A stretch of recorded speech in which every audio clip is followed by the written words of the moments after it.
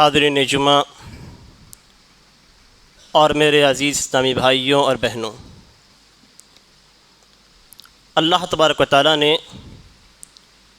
ہمیں کئی زندگی اور کئی موت عطا کی ہیں۔ کچھ زندگیوں کا ہمیں علم ہے اور کچھ زندگیوں کا ہمیں علم نہیں ہے۔ اللہ تبارک و تعالیٰ نے جب آدم علیہ السلام کو پیدا کیا تو آدم علیہ السلام کے پشت سے، آدم علیہ السلام کی پیٹھ سے اللہ تبارک و تعالیٰ نے انسانوں کو نکالا۔ ساری ذریت جو قیامت تک آنے والی ہے، آدم علیہ السلام کی ساری اولاد جو قیامت تک پیدا ہونے والی ہے، اس کو اللہ تبارک و تعالیٰ نے آدم علیہ السلام کی پشت سے نکالا، اور ان کی حالت اور کیفیت یہ تھی کہ بالکل چھوٹی چیوٹی کی طرح تھے۔ اللہ تبارک و تعالیٰ نے انہیں پھیلانے کے بعد اللہ تبارک و تعالیٰ نے ان سے عہد لیا۔ یہ عہد ہم انسانوں میں سے کسی بھی انسان کو یاد نہیں ہے۔ ہمیں یاد نہیں ہے کہ اللہ تبارک و تعالیٰ نے ہمیں پیدا کیا تھا۔ اس وقت اللہ تبارک و تعالیٰ نے آدم علیہ السلام کی پشت سے ہمیں نکال کر ہم سے ایک عہد اور پیمان لیا تھا۔ اس کا ذکر اللہ تبارک و تعالیٰ نے قرآن مجید کے اندر کیا ہے، اس لیے کہ ہمیں یہ یاد نہیں ہے۔ دوسری جو زندگی ہماری ہے وہ آج کی زندگی ہے جو ہم اس دنیا کے اندر جی رہے ہیں، اور یہی زندگی ہمیں آخرت کے اندر بھی یاد رہے گی۔ اللہ تبارک و تعالیٰ نے ہر جگہ کلام کیا ہے، بات کی ہے۔ اللہ تبارک و تعالیٰ نے انسانوں سے بات کی ہے، ہم سے بات کی ہے۔ ہمیں معلوم ہونا چاہیے کہ اللہ تبارک و تعالیٰ نے ہم سے کیا بات کی ہے، اور اللہ تبارک و تعالیٰ نے ہم سے کیا عہد لیا ہے، ہم نے اللہ تبارک و تعالیٰ کو کیا جواب دیا ہے، اللہ تبارک و تعالیٰ کا ہم سے سوال کیا ہے، یہ ساری چیزیں ہمیں معلوم ہونی چاہیے۔ اور یہی مقصد ہے کہ اللہ تبارک و تعالیٰ نے قرآن مجید کے اندر ذکر کیا ہے، وَإِذْ أَخَذَ رَبُّكَ مِنْ بَنِي آدَمَ مِنْ ظُهُورِهِمْ ذُرِّيَّتَهُمْ وَأَشْهَدَهُمْ عَلَىٰ أَنفُسِهِمْ کہ اللہ تبارک و تعالیٰ نے آدم علیہ السلام کی اولاد آدم علیہ السلام کی پشت سے نکال کر ان کو ان کے خلاف گواہ بنایا، ہمیں ہی ہمارے خلاف گواہی دینے والا بنا دیا۔ کیوں؟ اس لیے کہ ہم غلطی کریں گے تو ہمارا نفس ہی خود بولے گا۔ اللہ تبارک و تعالیٰ نے ہم سے عہد لیا، وہاں پہ اللہ تبارک و تعالیٰ نے ہم سے بات کی۔ اللہ تبارک و تعالیٰ نے کیا کہا؟ الستُ بربکم۔ یہ رب تعالیٰ کی بات تھی انسانوں کے ساتھ، رب تعالیٰ کی بات تھی ہمارے ساتھ، الستُ بربکم، کہ کیا میں تمہارا رب نہیں ہوں؟ ہم نے اس کا جواب دیا اس وقت، قالوا بلا، کیوں نہیں اے اللہ، تو ہمارا رب ہے۔ تو اللہ تبارک و تعالیٰ نے ہم سے گواہی لے لی، وہاں پہ اللہ تبارک و تعالیٰ نے ہم سے بات کی، اللہ تبارک و تعالیٰ نے ہم سے پوچھا کہ کیا میں تمہارا رب نہیں ہوں؟ ہم نے اقرار کیا کہ تو ہی ہمارا رب ہے۔ یہ گواہی ہم دے چکے ہیں، اللہ تبارک و تعالیٰ کے سامنے اس بات کا ہم اقرار کر چکے ہیں کہ رب تعالیٰ ہی ہمارا رب ہے، اللہ تبارک و تعالیٰ ہی ہمارا رب ہے۔ یہ گواہی صرف مسلمان نہیں دیے ہیں، مسلمانوں کے ساتھ جو کافر ہیں، مشرک ہیں، اللہ تبارک و تعالیٰ کا انکار کرتے ہیں، وہ بھی اللہ تبارک و تعالیٰ کے سامنے گواہی دے چکے ہیں۔ یہ گواہی کیوں دی گئی ہے؟ اس کو بھی اللہ تبارک و تعالیٰ نے فرمایا ان تقولوا یوم القیامہ انا کنا عن ھذا غافلین۔ یہ گواہی اس لیے لے لی گئی ہے کہ قیامت کے دن حساب ہونے والا ہے، اور جب قیامت کے دن حساب ہوگا تو اللہ تبارک و تعالیٰ پوچھے گا کہ تم نے میری عبادت کیوں نہیں کی۔ وہاں پہ کوئی انکار کر سکتا ہے، کوئی کہہ سکتا ہے کہ ہم تو غفلت میں تھے، تو اللہ تبارک و تعالیٰ نے فرما دیا ہے کہ تاکہ تم قیامت کے دن یہ نہ کہو کہ ہم اس بات سے غافل تھے، ہمیں معلوم نہیں تھا، ہمیں پتہ ہی نہیں تھا کہ تو ہمارا رب ہے۔ تو اللہ تبارک و تعالیٰ نے گواہی لی، اور گواہی لینے کے بعد انبیاء کرام کو بھیجتا رہا، کتابیں نازل کرتا رہا، تاکہ ہر کسی کو یاد رہے کہ اللہ تبارک و تعالیٰ نے اس سے کیا گواہی لی ہے۔ قیامت کے دن ہو سکتا ہے یہ ساری باتیں قیامت کے دن کفار اور مشرکین کہیں گے۔ کس طریقے سے کہیں گے؟ انما اشرک آباؤنا من قبل وکنا ذریۃ من بعدی، کہ ہمارے آباء و اجداد نے شرک کیا تھا اور ہم تو انہی کی اولاد تھے، تو کیا جو ان لوگوں نے کیا اس کی سزا ہمیں ملے گی؟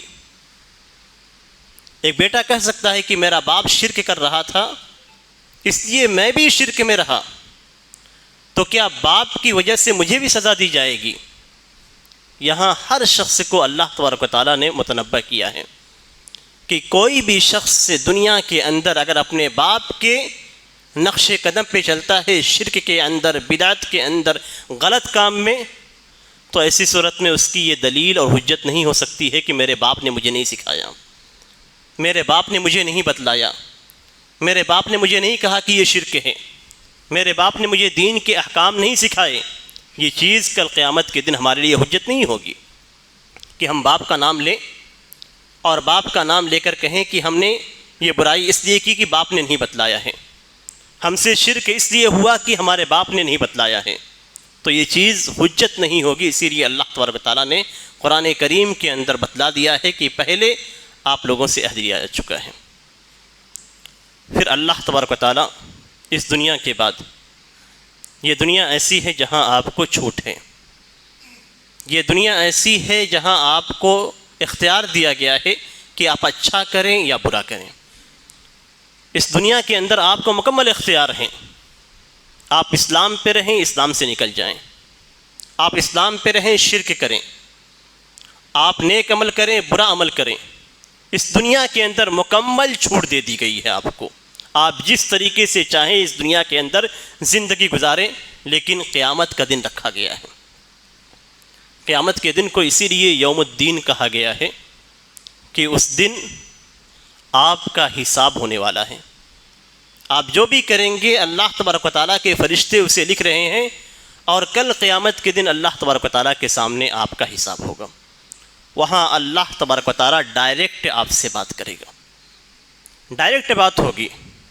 حدیث کے اندر نبی اکرم صلی اللہ علیہ وسلم فرماتے ہیں ما منکم احد الا سیکلمہ ربہ لیس بینہ وبینہ ترجمان، کہ جتنے بھی لوگ ہیں سب سے، ہم میں سے ہر فرد سے اللہ تبارک و تعالیٰ ڈائریکٹ بات کرے گا، اور اللہ اور اس کے درمیان کوئی بھی ٹرانسلیٹر نہیں ہوگا کہ آپ کی بات کو لے کر وہ ان کو سمجھا دے، وہ باتیں لے کر آپ کو سمجھا دے۔ دنیا کے اندر اللہ تبارک و تعالیٰ نے اپنا کلام نازل کیا ہے فرشتوں کے ذریعے سے، لیکن قیامت کے دن ڈائریکٹ آپ سے پوچھا جائے گا، بیچ میں کوئی بھی نہیں ہوگا، آپ سے سوال کیا جائے گا، اور وہاں رب تعالیٰ آپ سے بات کرے گا، اور وہاں پہ جو سوالات کیے جائیں گے وہ سوالات کس طریقے سے ہوں گے؟ لا تزول قدم عبد حتی یسأل عن اربع، کہ جب تک 4 سوالوں کا جواب آپ نہیں دیں گے آپ کے قدم رب تعالیٰ کے سامنے سے ہٹ نہیں سکتے ہیں۔ آپ سے سوال کیا جائے گا آپ کے عمر کے تعلق سے، آپ کے مال کے تعلق سے، آپ کی صحت کے تعلق سے، ان ساری چیزوں کا آپ کو جواب دینا ہے۔ جوانی کہاں پہ خرچ کی، اس کا جواب آپ کو دینا ہے رب تعالیٰ کے سامنے، کوئی اور بیچ میں آنے والا نہیں ہے۔ آپ نے اپنی عمر کس میں لگائی، رب تعالیٰ کے سامنے آپ کو جواب دینا ہے۔ کوئی دوسرا آپ کی جانب سے بیان نہیں کرے گا کہ جس طریقے سے عدالت کے اندر وکیل ہوتا ہے آپ کی باتوں کو جج کے سامنے رکھتا ہے، ایسا کوئی معاملہ نہیں ہوگا۔ آپ نے مال کمایا، کہاں سے کمایا اس کا بھی حساب دینا ہے رب تعالیٰ کو، اور کہاں پہ خرچ کیا ہے اس کا بھی جواب آپ کو دینا ہے۔ جب تک یہ 4 چیزوں کا جواب آپ نہیں دے پاتے ہیں، آپ رب تعالیٰ کے سامنے سے ہٹ نہیں سکتے ہیں، اور وہاں پہ جواب دینا ضروری ہے۔ آپ بتائیں گے، آپ نہیں بتائیں گے تو آپ کے اعداء بولیں گے، آپ کے بدن بتلائیں گے، آپ کے خلاف گواہی دیں گے کہ آپ نے کہاں سے کمایا، کہاں پہ خرچ کیا، جوانی کہاں پہ خرچ کی، اپنی عمر کہاں پہ خرچ کی، وہ ساری چیزوں کا جواب آپ کو دینا ہوگا۔ وہاں رب تعالیٰ آپ سے بات کرے گا۔ پھر اللہ تبارک و تعالیٰ مومنوں سے بات کرے گا۔ پہلے مرحلے میں جب بات تھی تو اللہ اور بندے کے پاس کوئی عمل نہیں تھا۔ ہماری پیدائش سے پہلے آدم علیہ السلام کی پشت میں بندوں کے پاس کوئی عمل نہیں تھا۔ دنیا میں آئے ہمارے پاس عمل ہے۔ اب اس عمل کے بارے میں اللہ تبارک و تعالیٰ آپ سے سوال کرے گا، پوچھے گا، آپ جواب دیں گے۔ جواب دینے کے بعد جنت کی طرف راستہ ہوگا، جہنم کی طرف راستہ ہوگا۔ دو ہی راستے ہمارے سامنے رہیں گے۔ جنتی جنت میں داخل ہو جائیں گے، جہنمی جہنم میں داخل ہو جائیں گے۔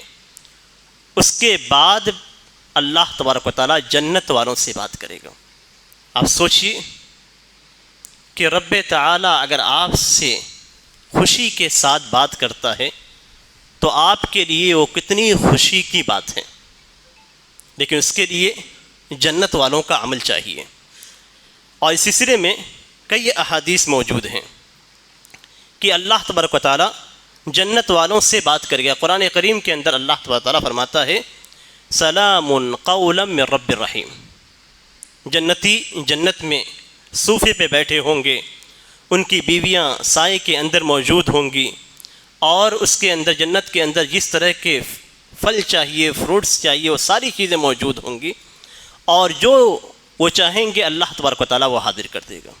اس کے بعد رب تعالیٰ ان سے سلام کرے گا، سلام قولا من رب الرحیم، یعنی اللہ تبارک و تعالیٰ جنت والوں سے سلام کرے گا۔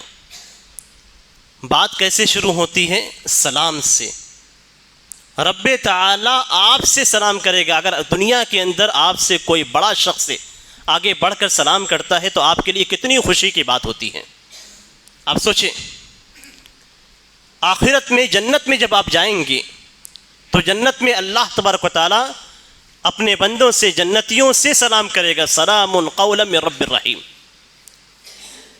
رحیم رب کی جانب سے سلام پیش کیا جائے گا، رب تعالیٰ خود اپنی جانب سے سلام کرے گا۔ اور اس سلسلے میں حدیث کے اندر موجود ہے، حضرت محمد بن کعب القرظی حضرت عمر بن عبدالعزیز رحمہ اللہ سے نقل کرتے ہیں کہ جب اللہ تبارک و تعالیٰ اہل جنت اور اہل جہنم سے فارغ ہو جائے گا، یعنی جنتیوں کو جنت میں ڈال دے گا اور جہنمیوں کو جہنم میں ڈال دے گا، تو اللہ تبارک و تعالیٰ ایک بادل کے سائے اور فرشتوں کے ساتھ اللہ تبارک و تعالیٰ آئے گا۔ کہاں پہ؟ جنتیوں کے پاس۔ فَيُسَلِّمُ عَلَىٰ أَهْلِ الْجَنَّةِ، تو اہل جنت پہ سلام کرے گا۔ سلام سے مطلب یہ نہیں کہ کسی کے ذریعے سے بھیج دے گا، نہیں، اللہ تبارک و تعالیٰ خود سلام کرے گا۔ فَيُسَلِّمُ عَلَىٰ أَهْلِ الْجَنَّةِ، تو اہل جنت پہ سلام کرے گا۔ فَيَرُدُّونَ عَلَيْهِ السَّلَامَ، تو جنت والے اللہ تبارک و تعالیٰ کے سلام کا جواب دیں گے۔ اور اسی کو اللہ تبارک و تعالیٰ نے قرآن مجید کے اندر فرمایا ہے سلام قولا من رب الرحیم۔ اور دوسری مقام پہ بھی اللہ تبارک و تعالیٰ نے کہا ہے تحیتہم یوم یلقونہ سلام، کہ جنتیوں کا تحیہ جس دن اللہ تبارک و تعالیٰ سے ان کی ملاقات ہوگی سلام ہوگا۔ اللہ تبارک و تعالیٰ سلام کرنے کے بعد بات کرے گا، اہل جنت سے بات کرے گا۔ کتنی خوشی کی بات ہے۔ آپ سوچیں، رب تعالیٰ جس کی آپ عبادت کرتے ہیں وہ اگر آپ سے بات کرتا ہے تو کتنی خوشی کی بات ہے۔ اس سے بڑی نعمت کیا ہو سکتی ہے کہ رب تعالیٰ ایک انسان سے، ایک جنتی سے اور ایک مومن سے رب تعالیٰ بات کرے۔ مومن کے لیے سب سے بڑی خوشی کی بات یہی ہے کہ جس کی وہ پوری زندگی عبادت کرتا رہا، وہ ذات اس سے بات کر رہی ہے۔ رب تعالیٰ کیا بات کرے گا؟ سلونی، مانگو۔ رب تعالیٰ دینے والا ہے، پوچھے گا، کہے گا کہ مانگو، تو وہ کہیں گے کہ وَمَاذَا نَسْأَلُكَ اے رب، اے رب ہم کیا مانگیں؟ جنت تو مل چکی ہے، جنت کے اندر ساری نعمتیں بھی ہیں، تو اب کیا مانگا جائے؟ رب تعالیٰ کہے گا بل سلونی، نہیں مانگو تم. تو کہیں گے نسألک اے رب رضاک، اے رب تعالیٰ ہم تجھ سے تیری رضامندی کا سوال کرتے، رضامندی ہی مانتے ہیں، تم ہم سے راضی ہو جاؤ. آپ دیکھیں دنیا کے اندر آپ نیک عمل کرتے ہیں، دنیا کے اندر آپ برے عمل سے بچتے ہیں، تو کس لیے بچتے ہیں، کس لیے نیک عمل کرتے ہیں؟ صرف ایک ہی مقصد ہوتا ہے کہ ہمارا رب ہم سے راضی ہو. جنت میں پہنچنے کے بعد بھی مومنوں سے، یہ مومن کی صفت ہے کہ دنیا میں بھی رب کو راضی کرتا ہے، اور آخرت میں بھی جب پہنچتا ہے تو اللہ تبارک و تعالیٰ سے مانگتا ہے. تو کیا مانگتا ہے کہ رب تو ہم سے راضی ہو جاؤ. تو اللہ تبارک و تعالیٰ کہے گا میری رضامندی نے ہی، میں تم سے راضی ہوں، اس لیے میری رضامندی نے ہی تمہیں جنت میں ڈالا ہے. رضائی احل لکم دار کرامتی، کہ میرے کرامت کا گھر، میری عزت اور احترام اور کسی کی ضیافت کا گھر یہ جنت ہے، اور میری رضامندی ہی ہے جس نے تمہیں جنت میں داخل کیا ہے. اسی طریقے سے ایک دوسری حدیث کے اندر نبی اکرم صلی اللہ علیہ وسلم فرماتے ہیں کہ جنت میں ایک شخص سے رب تعالیٰ سے اجازت طلب کرے گا، رب سے اجازت مانگے گا. اور اجازت کس چیز کی ہوگی؟ اجازت طلب کرے گا کہ کوئی درخت لگا دے جنت کے اندر، یا کوئی کھیتی کرے. تو رب تعالیٰ کہے گا الست فی ما شئت، جو کچھ تم چاہتے وہ تو ہے ہی تمہارے پاس، اب یہاں پہ کھیتی کرنے کا یا کوئی درخت لگانے کا کیا؟ رب تعالیٰ پوچھے گا، اس طریقے سے بات ہوگی. تو کہے گا کہ رب تعالیٰ مجھے پسند ہے کہ میں کچھ جنت کے اندر بو دوں. تو اس کے بعد رب تعالیٰ اس کو اجازت دے دے گا. یہ بات ہو رہی ہے رب میں اور بندے میں.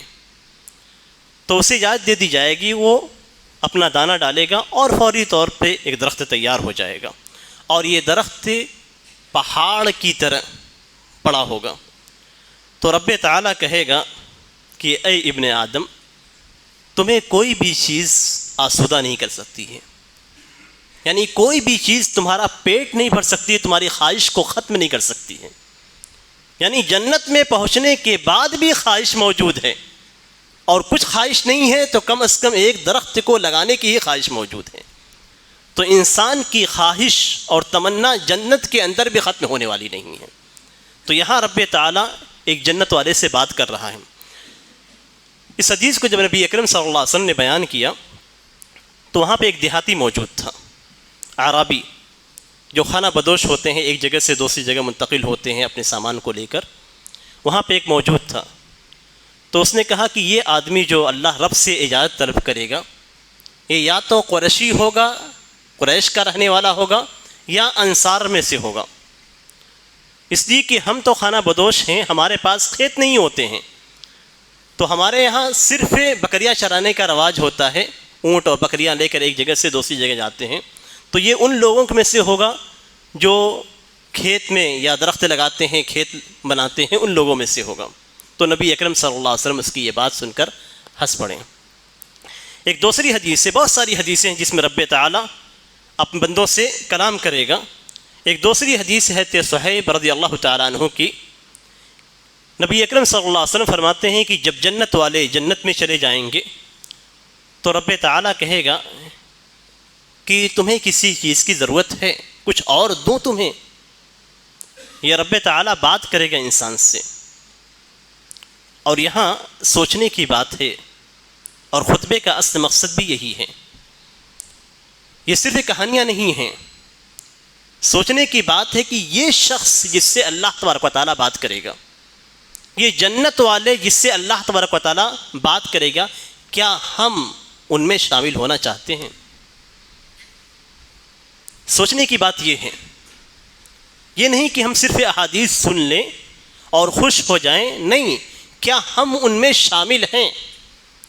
سوال یہ پیدا ہوتا ہے کہ کیا ہم ان میں شامل ہیں جن سے اللہ تبارک و تعالیٰ بات کرے گا، یا ہم ان لوگوں میں سے شامل ہیں جن سے رب تعالیٰ بات ہی نہیں کرے گا؟ اس لیے کہ کچھ لوگ ایسے ہوں گے جن سے رب تعالیٰ بات نہیں کرے گا. تو ہمیں یہاں دیکھنا ہے کہ ہم کس میں سے ہیں.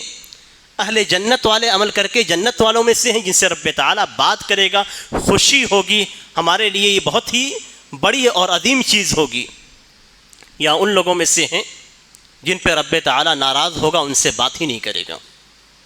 اس حدیث کے اندر اللہ تبارک و تعالیٰ اہل جنت سے کہے گا، یہاں بات ہو رہی ہے، تریدون شیئا ازیدکم، تمہیں کچھ اور مزید چیز چاہیے تو میں دیتا ہوں. تو وہ کہیں گے کہ الم تبید وجوہنا،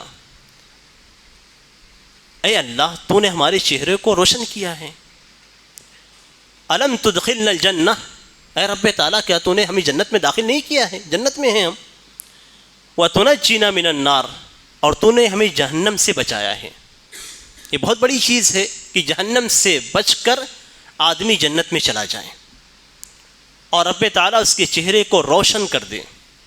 جنت میں جنتیوں کے چہرے روشن ہوں گے. تو اسی نعمت کا ذکر جنت والے کہیں گے کہ اتنی ساری چیزیں مل چکی ہیں، اب مزید کیا دیا جائے گا؟ تو اللہ تبارک و تعالیٰ حجاب ہٹائے گا. اللہ تبارک و تعالیٰ حجاب کو ہٹا دے گا. حجاب کیا ہے؟ اللہ تبارک و تعالیٰ حجاب یہ نور ہے. دوسری حدیث کے اندر ہے کہ حجاب نور روشنی ہے، اور یہ نور اور روشنی اتنی زیادہ ہے کہ آگے کی چیزیں آپ کو نظر نہیں آئیں گی. تو رب تعالیٰ کے وجود کے سامنے رب تعالیٰ نے پردہ رکھا ہے. اس پردے کو اگر ہٹا دیا جائے تو پوری دنیا، پوری کائنات بسم ہو جائے گی. اگر اس وقت اللہ تبارک تعالیٰ حجاب کو ہٹا دے تو ساری دنیا جل کر راکھ ہو جائے گی. حجاب کی اس نور کی استطاعت ہی نہیں رکھے گی، سب ختم ہو جائے گا. تو حدیث کے اندر حجاب ہو نور، اللہ تبارک تعالیٰ کا حجاب نور ہے. اللہ تبارک تعالیٰ حجاب ہٹا دے گا، پھر کس چیز کو انسان دیکھے گا؟ وہ سوچیں. فما اوتوا شیئا احب الیہم من النظر الی ربہم عز وجل. کوئی جتنی بھی چیزیں، جتنی بھی نعمتیں اہل جنت کو دی گئی ہیں، ان ساری نعمتوں میں سب سے محبوب چیز کو دیکھے گا، رب تعالیٰ کے چہرے اور وجود کو دیکھے گا. جس کی آپ عبادت کرتے ہیں، رب تعالیٰ کو کسی نے نہیں دیکھا. ہمارے ذہن میں رب تعالیٰ کا تصور نہیں ہے کہ رب تعالیٰ کس طریقے کا ہے. اور سب سے بڑی نعمت جو جنت والوں کو دی جائے گی، رب تعالیٰ اپنے چہرے کا دیدار کرائے گا. ہم رب کے چہرے کو دیکھیں گے، اور اس سے بڑی اہل جنت کے لیے کوئی نعمت نہیں ہے. کسی مومن کے لیے اس سے بڑی نعمت ہو بھی نہیں سکتی ہے، اس لیے کہ ہم جس کی عبادت کرتے ہیں اس کو ہم دیکھ ہی نہیں رہے ہیں. ہم جس کی عبادت کرتے ہیں اس کی ساری آیات کو ہم دیکھ رہے ہیں، اس کی قوت کو، قدرت کو، قہر کو، جبر کو، اس کے رحمت کو، ہر چیز کو ہم دیکھ رہے ہیں، لیکن رب کو ہم دیکھ نہیں رہے ہیں. رب کو ہم نہیں دیکھ رہے ہیں. رب کا خوف ہمارے دل کے اندر موجود ہے. رب کے خوف سے، اس کے عذاب سے بچنے کے لیے ہم اسی کی عبادت کرتے ہیں. لیکن جب جنت میں اللہ تبارک و تعالیٰ اپنا حجاب ہٹا دے گا تو یہ سب سے محبوب چیز ہوگی جو اہل جنت کو دی جائے گی. وہاں بھی اللہ تبارک و تعالیٰ بات کرنے کے بعد چہرہ ہٹائے گا. یہ چند احادیث تھیں جس کے اندر اللہ تبارک و تعالیٰ نے بات کرنے کا ذکر کیا ہے. اللہ تبارک و تعالیٰ سے دعا ہے کہ اللہ تبارک و تعالیٰ ہمیں ان بندوں میں شامل فرمائے جو اللہ تبارک و تعالیٰ سے بات کریں، جن سے اللہ تبارک و تعالیٰ بات کریں، اور ان بندوں میں شامل کریں جو رب تعالیٰ کے، اپنے معبود حقیقی کے چہرے کو، اس کے وجود کو دیکھ سکیں. بارک اللہ لی ولکم فی القرآن العظیم ونفعنی وإیاکم بما فیہ من الآیات والذکر الحکیم انہ تعالی جواد کریم ولکم بر رؤوف رحیم.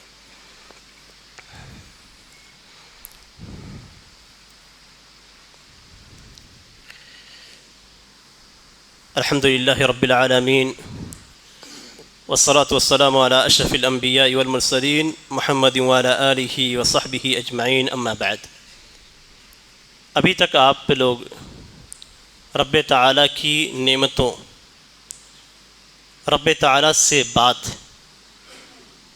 اور آپ کی بات رب تعالیٰ سے تھی جنت کے اندر، لیکن قیامت کے دن کچھ ایسے محروم افراد ہوں گے جن سے اللہ تبارک و تعالیٰ بات نہیں کرے گا۔ ان افراد میں سے جن سے اللہ تبارک و تعالیٰ قیامت کے دن بات نہیں کرے گا، بات نہ کرنے کا مطلب یہ ہے کہ اللہ تبارک و تعالیٰ اتنا زیادہ ناراض رہے گا کہ بات کرنا نہیں پسند کرے گا، اتنا ناراض ہوگا، اور اللہ تبارک و تعالیٰ دیکھے گا بھی نہیں۔ ان لوگوں کی طرف نہ اللہ تبارک و تعالیٰ دیکھے گا، نہ بات کرے گا، نہ ان کے گناہوں کی مغفرت کرے گا۔ یہ ایسے لوگ بدبخت لوگ ہوں گے جو اپنے برے اعمال کی وجہ سے رب تعالیٰ کو غصہ دلائے ہوں گے، جبکہ رب تعالیٰ جنتیوں کے پاس آ کر ان سے بات کر رہا ہے۔ لیکن یہ لوگ ایسے بدبخت ہیں کہ اللہ تبارک و تعالیٰ ان کی جانب دیکھے گا بھی نہیں، اور نہ ہی ان سے بات کرے گا، نہ ہی ان کے گناہوں کی مغفرت کرے گا، تزکیہ نہیں کرے گا، صاف نہیں کرے گا۔ کون لوگ ہیں یہ؟ انسان ہی ہیں، مسلمان ہیں۔ قرآن کریم کے اندر اللہ تبارک و تعالیٰ نے ان کے صفات کو، نبی اکرم صلی اللہ علیہ وسلم نے احادیث کے اندر ان کی صفات بیان کی ہیں۔ کوشش یہ ہونی چاہیے کہ ہم میں سے کوئی بھی مسلمان ان میں سے نہ بنے، اس لیے کہ اللہ کی نعمت کو ہم دیکھ چکے ہیں، تو اللہ کے عذاب کا سامنا کرنا کسی انسان کے بس کی بات نہیں ہے۔ قرآن کریم کے اندر اللہ تعالیٰ فرماتا ہے ان الذین یکتمون ما انزل اللہ من الکتاب ویشترون به ثمنا قلیلا اولئک ما یأکلون فی بطونہم الا النار ولا یکلمہم اللہ یوم القیامہ ولا یزکیہم ولہم عذاب علیم۔ جن کے سامنے شریعت کی باتیں آ جاتی ہیں، میں مختصر انداز میں بیان کر رہا ہوں، جن کے سامنے شریعت کی باتیں آ جاتی ہیں اور شریعت کا حکم جاننے کے باوجود اس کو چھپا لیتے ہیں تاکہ تھوڑا بہت پیسے، دنیاوی چیزیں، منصب، کرسی، پیسے، سیلری یا اس طرح کی چیزیں مل جائیں۔ یہ ایسے لوگ ہیں جو حق کو چھپانے والے ہیں، اور حق کو چھپانے کے ساتھ ساتھ انہیں حق کو چھپانے پہ پیسے بھی ملتے ہیں، یعنی اسی کا وہ پیسہ بھی لیتے ہیں۔ یہ لوگ ایسے ہیں جو اپنے پیٹ میں آگ کھا رہے ہیں، جہنم کی آگ، اور اللہ تبارک و تعالیٰ ان سے کلام نہیں کرے گا۔ قیامت کے دن اللہ تبارک و تعالیٰ ایسے لوگوں سے بات نہیں کرے گا اور ان کا تزکیہ بھی نہیں کرے گا، ان کے لیے دردناک عذاب ہے۔ دوسرا شخص جسے اللہ تبارک و تعالیٰ بات نہیں کرے گا، ایک ایسا بوڑھا جو بڑھاپے کے مرحلے کو پہنچ چکا ہے، اس کے باوجود زنا کرتا ہے۔ تیسرا شخص جو بادشاہ ہے، یعنی جس کو ایک منصب ملا ہوا ہے، اس کے پاس پاور ہے، طاقت ہے، چاہے تو سچ بول سکتا ہے لیکن اس کے باوجود جھوٹ بولتا ہے۔ چوتھا شخص جو فقیر ہے، لیکن فقیر ہونے کے باوجود اس کے یہاں غرور ہے، گھمنڈ ہے، تکبر ہے، اللہ تبارک و تعالیٰ ان سے بات نہیں کرے گا۔ نبی اکرم صلی اللہ علیہ وسلم حدیث کے اندر فرماتے ہیں ثلاثۃ لا یکلمہم اللہ یوم القیامہ ولا یزکیہم ولا ینظر الیہم ولہم عذاب علیم۔ تین لوگ ہیں جن سے اللہ تبارک و تعالیٰ قیامت کے دن بات نہیں کرے گا، نہ ان کی طرف دیکھے گا، نہ ان کو پاک صاف کرے گا، اور ان کے لیے دردناک عذاب ہے۔ دردناک عذاب یعنی جہنم کا عذاب۔ پہلا شخص جو بوڑھا ہے، زنا کرتا ہے، دوسرا جو بادشاہ ہے اور جھوٹ بولتا ہے، اور تیسرا جو فقیر ہے اور تکبر کرتا ہے۔ ایک دوسری حدیث کے اندر تین اور لوگوں کا ذکر کیا گیا ہے، اور ان تین لوگوں میں سے ایک صفت مسلمانوں میں بہت زیادہ پائی جاتی ہے۔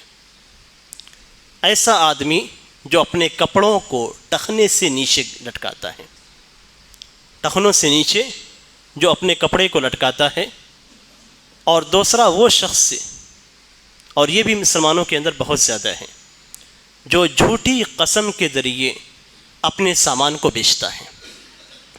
اور تیسرا وہ شخص یہ بھی پایا جاتا ہے جو کچھ دیتا ہے تو دینے کے بعد احسان جتلاتا ہے۔ یہ تینوں افراد بھی ایسے ہیں جن سے اللہ تبارک و تعالیٰ بات نہیں کرے گا۔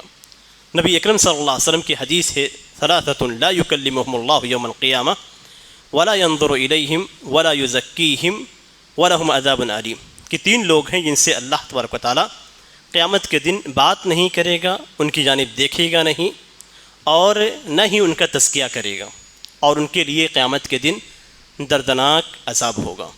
ان میں سے المسبل ازارہ، جو اپنے کپڑے کو ٹخنے سے نیچے لٹکاتا ہے۔ ٹخنے سے نیچے آپ کا کپڑا ہے تو آپ ان لوگوں میں شامل ہیں جن کو سے اللہ تبارک و تعالیٰ قیامت کے دن بات نہیں کرے گا۔ والمنان الذی لا یعطی شیئا الا منہ، احسان جتلانے والا جب بھی کچھ دیتا ہے تو احسان جتلاتا ہے کہ میں نے تمہیں یہ دیا، میں نے تمہیں وہ دیا، میں نے تمہارے ساتھ ایسے کیا، میں نے تمہارے اوپر احسان کیا، تم نے احسان کا غلط بتلا دیا۔ یہ بھی ان میں سے شامل ہے جس سے اللہ تبارک و تعالیٰ قیامت کے دن بات نہیں کرے۔ تیسرا والمنفق سلعتہ بالحلف الکاذب، کہ جو اپنے سامان کو جھوٹ بول کر جھوٹی قسم کے ذریعے سے بیچتا ہے۔ سامان خریدا گیا ہے کچھ ریٹ میں، لیکن قسم کھاتا ہے کہ نہیں میں نے اس کو اتنے ریٹ میں خریدا ہے، تو ایسے لوگوں سے اللہ تبارک و تعالیٰ کلام نہیں کرے گا۔ ان ساری چیزوں میں نبی اکرم صلی اللہ علیہ وسلم نے جو حدیث بیان کی، یہ طویل حدیث ہے جو آیت کریمہ شروع میں پڑھی گئی، اس کی تفسیر میں اس میں یہ ہے کہ اتقوا النار ولو بشق تمرہ، کہ جہنم سے بچو، اور جہنم سے بچنے کا جو طریقہ ہے وہ یہ کہ اگر تمہارے پاس کھجور ہے تو کھجور کا ایک ٹکڑا ہی اللہ کی راہ میں نکال دو۔ تو صدقے کی بہت زیادہ اہمیت ہے، صدقے کی بہت زیادہ اہمیت ہے۔ صدقہ رب کے غضب کو بجھاتا ہے۔ قیامت کے دن رب تعالیٰ ناراض ہوگا جو شخص اللہ کی نافرمانی کرنے والا ہے، جو اس طرح کے کام کرتا ہے، تو بچنے کے لیے اللہ تبارک و تعالیٰ، اللہ کے رسول صلی اللہ علیہ وسلم نے جو طریقہ بتلایا ہے وہ یہ کہ صدقہ کیا جائے۔ اور اتفاق سے آج اس مسجد کے اندر کلیکشن بھی ہے، اس لیے ہمیں چاہیے کہ ہم اپنے گناہوں کو یاد کر کے، رب تعالیٰ کے غضب کو یاد کر کے اپنا حصہ دیں مسجد کے اندر۔ جبکہ مسجد کے اندر جو چیز خرچ کی جاتی ہے، اگر باہر کی بھی ہے، یعنی باہر کا کلیکشن بھی اگر مسجد کے اندر ہے اور آپ مسجد میں دے رہے ہیں، تو یاد رکھیں سب سے اچھی جگہ پہ اللہ کی راہ میں خرچ کر رہے ہیں، یعنی آپ کا نکالنا جس جگہ ہے وہ بھی اچھی جگہ ہے۔ تو اس بات کا آپ پہ دھیان رکھیں، اور ضرور اللہ کی راہ میں تھوڑا ہی صحیح اللہ کے راستے میں آپ خرچ کریں، تاکہ قیامت کے دن اللہ تبارک و تعالیٰ کے غضب سے آپ بچ سکیں۔ ہمارے کچھ مسلم بھائی بیمار ہیں اور ان کے لیے دعا کی درخواستیں آئی ہوئی ہیں۔ اللہ تبارک و تعالیٰ سے دعا ہے کہ اللہ تبارک و تعالیٰ ہمارے مریض بھائیوں کو شفا نصیب فرمائے، ان کے مرض کو اللہ تبارک و تعالیٰ ان کے گناہوں کا کفارہ بنا دے، اور انہیں جلد اس مرض سے شفا یابی عطا فرمائے۔ اگر اس مرض کے اندر کسی کی موت لکھی ہوئی ہے تو اللہ تبارک و تعالیٰ اسے نیک عمل کی توفیق دے، توبہ کی توفیق دے، تاکہ وہ اچھے انداز میں آخری وقت میں اللہ تبارک و تعالیٰ کو خوش کر کے اس دنیا سے رخصت ہو، اور اللہ تبارک و تعالیٰ نے جن کے لیے شفا لکھی ہے اللہ تبارک و تعالیٰ انہیں شفا یابی کے بعد نیک عمل کی توفیق عنایت فرمائے۔ آمین۔ اللهم صل على محمد وعلى آل محمد كما صليت على إبراهيم وعلى آل إبراهيم إنك حميد مجيد. اللهم بارك على محمد وعلى آل محمد كما باركت على إبراهيم وعلى آل إبراهيم إنك حميد مجيد. إن الله يأمر بالعدل والإحسان وإيتاء ذي القربى وينهى عن الفحشاء والمنكر والبغي يعظكم لعلكم تذكرون. فاذكروا الله يذكركم وادعوه يستجب لكم ولذكر الله أكبر والله يعلم ما تصنعون.